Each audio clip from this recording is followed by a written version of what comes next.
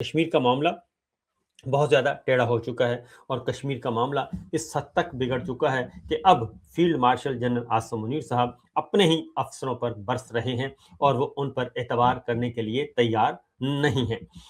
کچھ ہوا یہ کہ آج 21 جولائی ہے اور 5 جون سے لے کر 21 جولائی تک مسلسل وہاں پہ رضاکارانہ طور پر کشمیری عوام نے شٹ ڈاؤن کیا ہوا ہے، پہیہ جام کیا ہوا ہے، ہڑتال کی ہوئی ہے اور ہر طرح کے کاروبار معطل ہیں، بند ہیں۔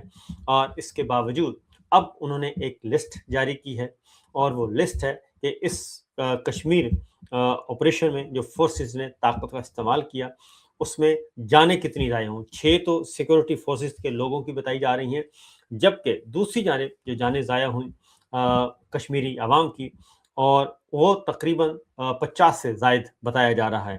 اور ان کیونکہ جب بات چیت اب شروع ہو چکی ہے براہ راست field marshal general Asim Munir کی کالعدم ایکشن کمیٹی کے ساتھ، کیونکہ کشمیر ایکشن کمیٹی جسے کالعدم قرار دے دیا گیا، جسے دہشت گرد قرار دے دیا گیا اور ان کے رہنماؤں پر ہیڈ منی مقرر کی گئی تھی، اب انہی کے ساتھ مذاکرات ہو رہے ہیں اور field marshal general Asim Munir صاحب کا نمائندہ براہ راست یہ مذاکرات کر رہا ہے، اور مذاکرات کرنے والے کوئی فوجی افسر نہیں ہیں بلکہ اوورسیز پاکستانی فاؤنڈیشن کے چیئرمین ہیں، وہ کر رہے ہیں۔ اور ان کے چونکہ قمر شاہ صاحب جو ہیں ان کے مراسم بھی ہیں اور اس لیے ان کو درمیان میں میدان میں اتارا گیا ہے، کسی فوجی افسر کو مذاکرات کے لیے نہیں اتارا گیا۔ یہ از خود ایک الارمنگ سچویشن ہے، کیونکہ جو فیلڈ مارشل ہیں وہ جو خارجہ امور کے لیے انہوں نے محسن نقوی صاحب کو خصوصی ایلچی کے طور پہ رکھا ہوا ہے، اور وزارت خارجہ کے سارے کام، پیغامات رسانی کا سارا کام وہ محسن نقوی صاحب سے لیتے ہیں، کسی اپنے آفیشل سے نہیں لیتے۔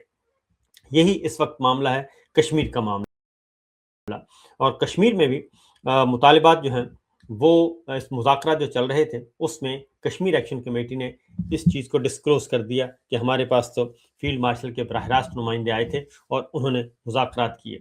اور جب یہ بات کھل گئی تو اب ہم نے مزید معلوم کرنے کی کوشش کی تو پتہ چلا کہ اب جو مطالبات ہیں 12 سیٹوں کا معاملہ، جو کشمیر سے باہر پاکستان کے مختلف علاقوں میں مہاجرین کشمیریوں کے نام پہ جو 12 سیٹیں رکھی ہوئی ہیں اس پہ اب بات چیت چل رہی ہے، اور اب وہ آگے ہیں 6 سیٹوں سے بھی کم ہو کے 4 سیٹوں پہ آگئے ہیں کہ 4 سیٹیں رکھ لیتے ہیں تو 8 ختم کر دیتے ہیں، اور مختلف آپشن ہو رہے ہیں۔ اور ایک چیز یہ بھی آئی ہے کہ اگر آپ نے 6 سیٹیں بھی وہ رکھنی ہیں تو 6 سیٹوں میں بھی پھر لیکن ان کو رائٹ آف ووٹ نہیں دیا جائے گا آزاد کشمیر اسمبلی میں۔ آپ لے آئیں 6 بندے لے آئیں، باہر سے لانے ہیں تو لے آئیں، لیکن ان کو رائٹ آف ووٹ نہیں ہوگا، نہ ہی اسپیکر کے انتخاب میں، نہ ہی وزیر اعظم کے انتخاب میں، اور نہ ہی عدم اعتماد میں، کسی بھی معاملے میں ان کو اختیار نہیں دیا جائے گا ووٹنگ کا۔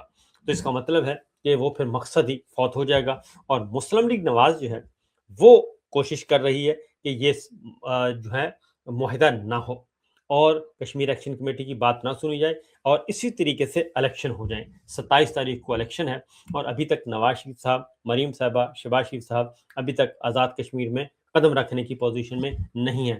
بلاول بھٹو صاحب اس سے بھرپور فائدہ اٹھا رہے ہیں اور وہ اپنے جلسے جلوس بھی کر رہے ہیں، اور لیکن وہ جلسے کر رہے ہیں کارنر میٹنگز کی صورت میں۔ تو جو کشمیر ایکشن کمیٹی کی طرف سے واضح طور پر بتایا گیا کہ ہم اپنے تسلیم شدہ مطالبات پر عمل درآمد چاہتے ہیں، صبر، حکمت، اتحاد اور یکجہتی اور استقامت کے ساتھ ہم اپنی جدوجہد میں کامیاب ہوں گے۔ مذاکرات میں بنیادی نکات پر کسی قسم کا کمپرومائز نہیں ہوگا۔ ہمیں کسی شخصیت پر یقین نہیں بلکہ اللہ پر بھروسہ ہے، اور عوام پر یقین ہے۔ اللہ کی مدد اور نصرت اور عوامی طاقت سے تحریک کامیاب ہوگی۔ اور انہوں نے ایکشن کمیٹی نے جی دھرنا ختم کرنے سے صاف انکار کر دیا ہے، اور اگلی بات انہوں نے کی ہے کہ ہم 23 جولائی کو امپورٹنٹ دن ہے، وہ کہتے ہیں 23 جولائی یعنی کہ پرسوں کا دن، 23 جولائی کو اہم اعلان کیا جائے گا۔ یہ سردار عمر نذیر کشمیری نے کہا ہے، کشمیری رہنما نے، کہ پرسوں ہم امپورٹنٹ ڈیسیژن لیں گے اور اہم اعلان کریں گے۔ اور اب کشمیر ایکشن کمیٹی کو یہ کہا جا رہا ہے کہ آپ کشمیر الیکشن کا بائیکاٹ نہ کریں، تو کشمیر ایکشن کمیٹی نہیں مان رہی۔ وہ کہتے ہیں کہ اگر ہمارے مطالبات نہ مانے گئے تو ہم کشمیر الیکشن کا بائیکاٹ کریں گے، اور اگر مانے جاتے ہیں تو الیکشن کو ڈیلے کریں۔ الیکشن کو ڈیلے کرنے کے بعد پہلے ہمارے مطالبات سنے جائیں اور اس کے بعد آگے بڑھا جائے۔ اب ایک خطرہ ہے، کیوں کشمیر پہ اتنی کوشش کی جا رہی ہے؟ اکثر معاملہ یہ ہے، کشمیر ہر صورت میں فیلڈ مارشل چاہتے ہیں کہ ہر صورت میں کشمیر کا جو کشمیریوں کا دھرنا ہے یہ ختم ہونا چاہیے، اور چونکہ اگر کشمیری فتح یاب ہو گئے اور یہ تاثر عوام میں پھیل گیا کہ اسٹیبلشمنٹ ملٹری لیڈرشپ کشمیریوں کے سامنے سرنڈر کر گئی ہے، تو اس کے اثرات پنجاب کی طرف بڑھیں گے اور پاکستان کی طرف بڑھیں گے، اور اس طرف بڑھیں گے تو یقیناً پاکستان کے عوام، پنجاب کے عوام، خیبر پختونخوا کے عوام، بلوچستان کے عوام، ان کو تقویت ملے گی کہ اگر کشمیری عوام جو کہ صرف 50-55 لاکھ کا خطہ ہے، اگر وہ لوگ اپنے حق کے لیے ڈٹ سکتے ہیں اور وہ اسٹیبلشمنٹ سے اپنی بات منوا سکتے ہیں، تو پھر ہم کیوں نہیں منوا سکتے؟ ہماری تعداد تو کروڑوں میں ہے۔ یہ بات جو ہے وہ بہت انسیکیورٹی فیل کی جا رہی ہے، اس لیے فیلڈ مارشل ہر صورت میں اب براہ راست وہ مذاکرات کر رہے ہیں اور ہر صورت میں چاہتے ہیں کہ کسی نہ کسی طریقے سے یہ معاملہ حل ہو جائے۔ اب آتے ہیں ذرا پیپلز پارٹی اور نون لیگ کی طرف کشمیر کو لے کر، وہ بہت زیادہ امپورٹنٹ، بڑے مزے کے ہیں۔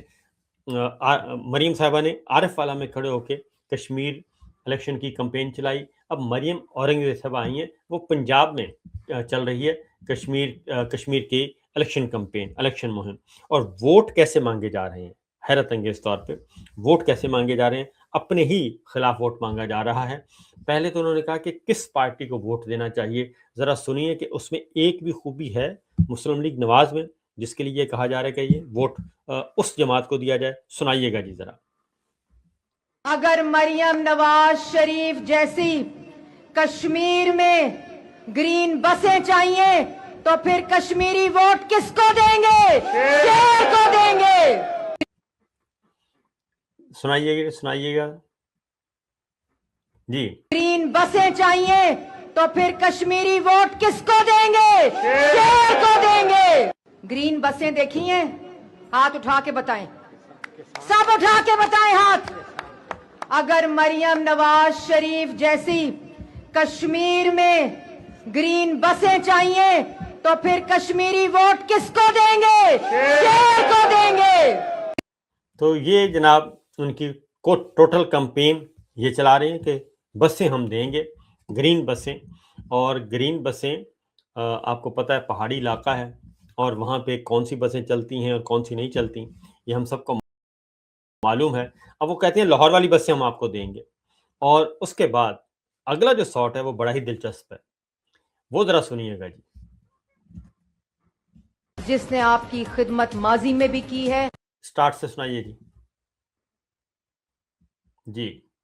اور آپ کے ووٹ کی پرچی غلط جماعت کی طرف جاتی ہے تو پھر اس کا خمیازہ پاکستان کی اور کشمیر کی عوام بھگتتی ہے۔ اس لیے آپ لوگ جاگتے رہنا، اپنے ووٹ پہ پہرا دینا اور اپنے ووٹ کی حفاظت کرنا، اور اپنے ووٹ کی پرچی کے اوپر مور صرف اس جماعت کے لیے لگانا جس نے آپ کی خدمت ماضی میں بھی کی ہے۔ تو یہ کہتے ہیں کہ جی آپ نے ووٹ کا پہرا دینا ہے، ووٹ کی قدر کرنی ہے، اور ووٹ اس جماعت کو دینا ہے جس نے خدمت کی ہو۔ اب اس میں کوئی خوبی بھی مسلم لیگ نواز میں نہیں ہے جو یہ ووٹ مانگ رہے ہیں۔ اور ووٹ کا پہرا کیسے دیا جائے گا؟ 8 فروری 2024 کو پاکستان کے عوام نے ووٹ دے کے بتا دیا کہ ووٹ کیسے دیا جاتا ہے، اور ووٹ اچک کر کون لے گیا؟ فارم 47 وہ نون لیگ کو مل گیا۔ گلگت بلتستان بھی عوام نے بتا دیا کہ ووٹ کس کو دینا ہے، لیکن فارم 47 ان کو مل گیا۔ تو اب مریم صاحبہ خود ہی اورنگزیب صاحبہ یہ کہہ رہی ہیں کہ جناب ووٹ آپ اس کو دیں، اپنے ووٹ کی قدر کریں اور ووٹ کی حفاظت کریں، اور ووٹ اس کو دیں جو جماعت کشمیر پالیسی کو سمجھتی ہے اور کشمیر کے عوام کے مفاد کا خیال رکھتی ہے اور عوام کی خدمت کرتی ہے۔ ان میں سے کوئی خوبی بھی بفضل خدا نون لیگ میں کم از کم نہیں ہے، اور کشمیر پالیسی کا تو انہوں نے بھرکس نکال دیا ہے، اور کشمیر پالیسی میں تو خواجہ صاحب کہتے ہیں کہ راولا کوٹ، میرپور اور یہ لوگ آزاد کشمیری ہیں ہی نہیں۔ تو یہ پاکستان تحریک انصاف اپنے طور پر، تحریک تحفظ آئین پاکستان نے، پاکستان تحریک انصاف نے، عمران خان صاحب کی فیملی نے लॉन्ग मार्च की तैयारियां शुरू कर दी हैं और स्ट्रीट मूवमेंट की तैयारियां शुरू कर दी हैं। 5 अगस्त जो है वो इब्तदा का दिन है और उसके लिए तैयारियां की जा रही हैं और 5 अगस्त दूर नहीं है। नंबर 1। नंबर 2, दूसरी साइड पे कश्मीरी जो हैं वो भी पीछे हटने के लिए तैयार नहीं है और उन्हें हर सूरत में कोशिश की जा रही है कि उनको काबू कर लिया जाए और लॉलीपॉप दे के उनको मनवा लिया जाए। कश्मीरी 23 जुलाई तक उन्होंने कहा जी 23 जुलाई को हम ऐलान करेंगे। और फिर अब पाकिस्तान तहरीक इंसाफ और मौलाना के भी राब्ते हो रहे हैं और पीटीआई ने ये कहा है, शफी जान साहब ने, कि हम मौलाना के साथ भी राब्ते कर रहे हैं और ये जो 5 अगस्त और स्ट्रीट मूवमेंट जो मुस्तकिल चलेगी उसके लिए मौलाना फजल रहमान साहब से ये हम कहेंगे कि वो भी हमें ज्वाइन करें और इस सफ़र में शरीक हो जाएं। इसके साथ साथ पाकिस्तान पीपल्स पार्टी ने कहा है कि जनाब हम पीटीआई के साथ बातचीत करने के लिए तैयार हैं। बिलावल भुट्टो ने कहा है कि हमने कभी इनकार नहीं किया, ये तो पीटीआई इनकार कर रही है, हम तो तैयार हैं बातचीत करने के लिए। उसके बाद जेयूआई के अंदर भी एक सोच है और अदरवाइज भी ये सोचा जा रहा है कि जीएचक्यू के बाहर धरना दिया जाए, क्योंकि अब मंजिल जो है वो एक है अडयाला जेल और दूसरा है जीएचक्यू। तो जीएचक्यू के बाहर धरना दिया जाए और मौलाना फजल रहमान साहब ने भी ये और उनकी जमात ने भी ये धमकी दी है।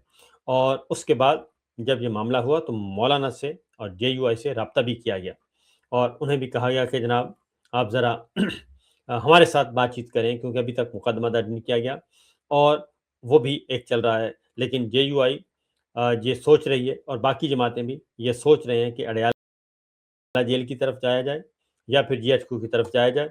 और मौलाना फजल रहमान साहब की जमात ने फिर वक्त कहा कि अभी हमने सोचा नहीं है, अभी हमने फैसला नहीं किया। तो ये एक डेवलपमेंट चल रही है बैकडोर चैनल पे। इसके साथ साथ मौलाना फजल रहमान साहब के बारे में कहा गया कि क्यों वो इतने तल्ख हुए। उनकी पार्टी की तरफ से फर्स्ट टाइम कहा गया है कि मौलाना फजल रहमान साहब के बेटे को लापता कर दिया गया था और वो यरगमाल बना लिए गए थे और ये इंकशाफ उन्होंने किया है। और उन्होंने क्या कहा ज़रा सुनिए। में बात की कि ये लोगों की जाती दुश्मनियां बनने जा रही हैं, अगर ऐसा कुछ होता है तो हम उन जो वहाँ के दहशतगर्द हैं उनके खिलाफ करते हैं। तो आपके इल्म में मैं थोड़ा इजाफा कर दूं, आज से कुछ दिन पहले मौलाना साहब के अपने फर्जंद को रोका गया था वहाँ पे और वो कोई 2-3 घंटे रहे, फिर उसके बाद तो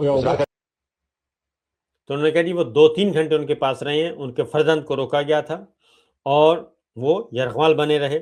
और उसके बाद वो कहते हैं कि शायद मुज़ाकरात हुए मौलाना फजल रहमान साहब के साथ के दहशतगर्दों के साथ, अगवाकारों के साथ, और फिर कैसे बाजियाब करवाया गया कुछ पता नहीं है, ये मौलाना साहब खुद बता सकते हैं।